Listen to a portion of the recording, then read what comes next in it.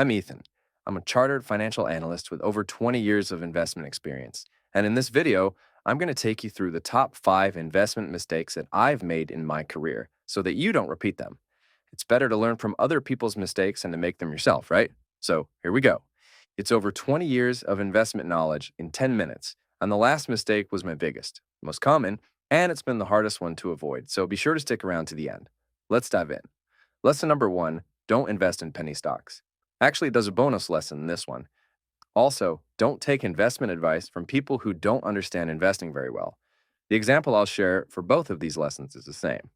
I got into investing when I was 16. One of the first things I ever invested in was a penny stock my friend showed me. I can't even remember what the name was called, to be honest. All I remember is how easy it seemed to make money from it. The price was really volatile, of course, as most penny stocks are, and it seemed to go up and down pretty regularly. So just buy low and sell high, right? Easy. Well, it worked for a while. I bought low and sold high. I bought low and sold high. Then I bought low, and the price went up again, and I tried to sell, and nothing happened. I couldn't sell because there were no buyers. That's when I learned that when you're buying and selling stocks, you're buying or selling from another real person. And in a big stock like Microsoft, there are always other buyers and sellers, so your trade will always go through immediately as long as the market is open.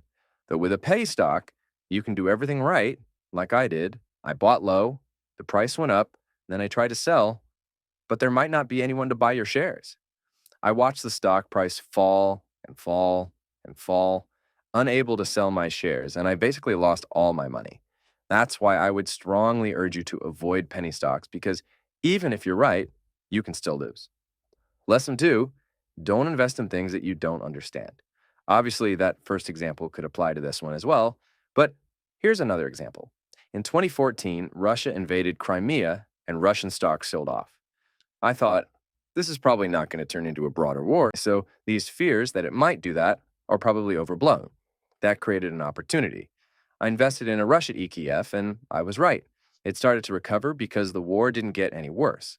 Yet, then it started to go down significantly anyway, for a reason that totally blindsided me. Oil prices were going down a lot, and I had failed to consider how linked the Russian economy and stock market were to oil prices. I don't know if I would have accurately predicted the direction of oil prices had I thought about that, but what I do know is that I never thought about it before buying Russian ETF, because I didn't truly understand all the things that could impact Russian stocks. The way you can apply this to your own investments is to be skeptical when you hear a really narrow or flimsy case for why a broad investment will do well. Trump is going to be president, so buy U.S. stocks. Okay, but what about all the other things that can impact U.S. stocks? AI is going to be huge, so invest in the NASDAQ. Okay, but what about valuations? When will AI be big? What's already priced in? If something sounds too easy or too good to be true, it probably is. The way to beat that is to seek out alternative opinions from reputable sources. Why is AI a bubble, for example, or the opposite of whatever you heard first? Then you'll get the full picture, and you can make a much more informed decision.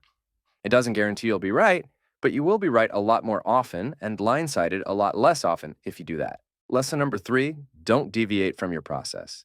There are many ways to be a successful investor in the long run, but everything works out sometimes and nothing works out all the time.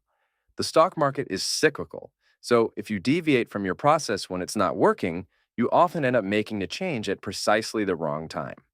You can apply this to your own investments by sticking to your process even when it's hard, it's not working, and it doesn't feel good. If you're a value investor, be a value investor. Don't chase growth or tech when it's doing well. If you're a growth investor, be a growth investor. Don't sell all your investments in a market downturn. If you're diversified, which in my opinion everybody should be, don't put all your money in a hot area of the market like tech or gold or crypto or emerging markets or whatever it is at the moment just to keep up with the Joneses. FOMO is a dangerous thing in investing.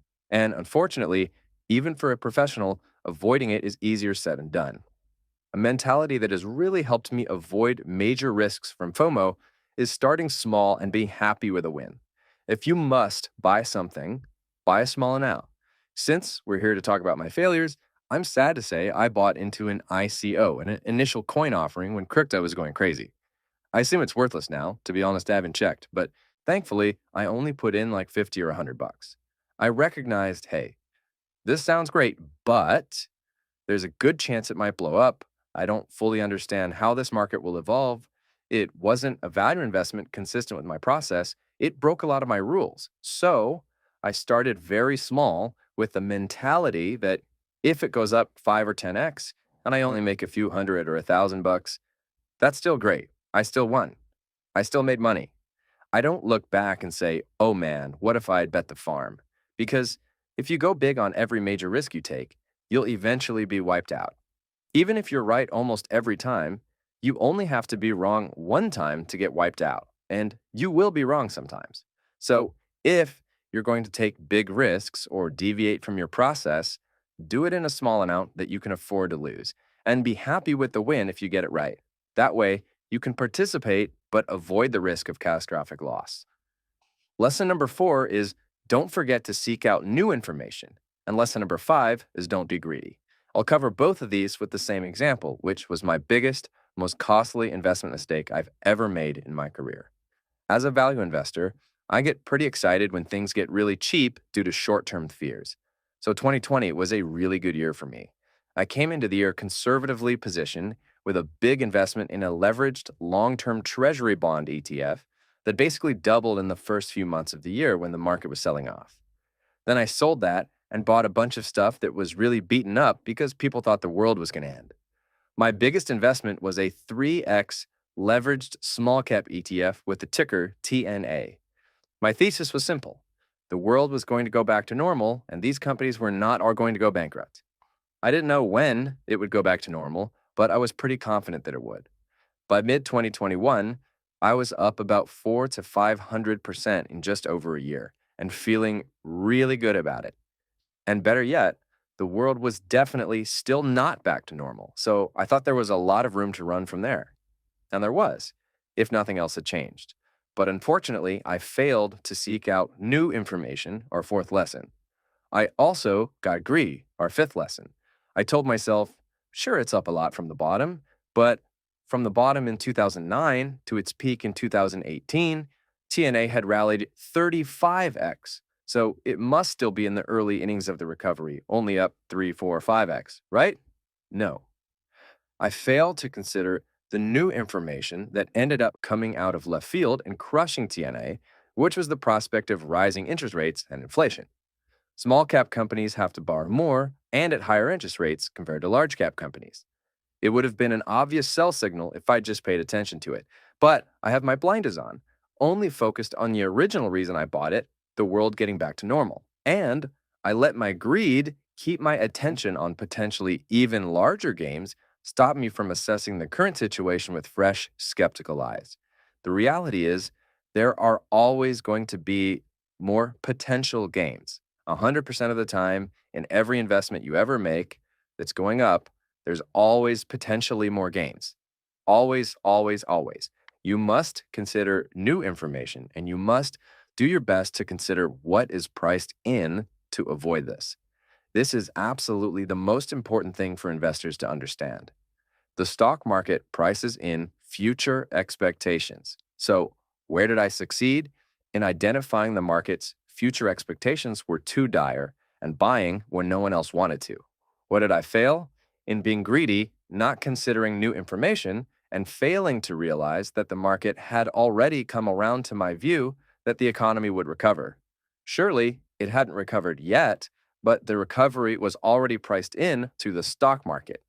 Even if I couldn't see the prospect of rising rates hurting TNA, it still should have been a clear signal to sell or at least trim my investment. I got Warren Buffett's advice half right. He says be greedy when others are fearful and fearful when others are greedy. I was greedy when others were fearful, but I was also greedy when others were greedy. So always consider new information and don't be greedy, unless others are fearful.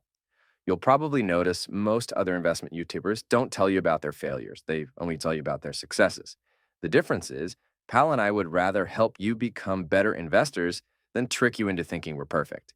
So if you think learning from my mistakes has been helpful, hit that like button and let us know. And if you want to hear the top 5 things that have made me a successful investor over the past 20 plus years, hit that subscribe button because that's what's coming next. Thank you so much for watching, and we'll see you in the next one.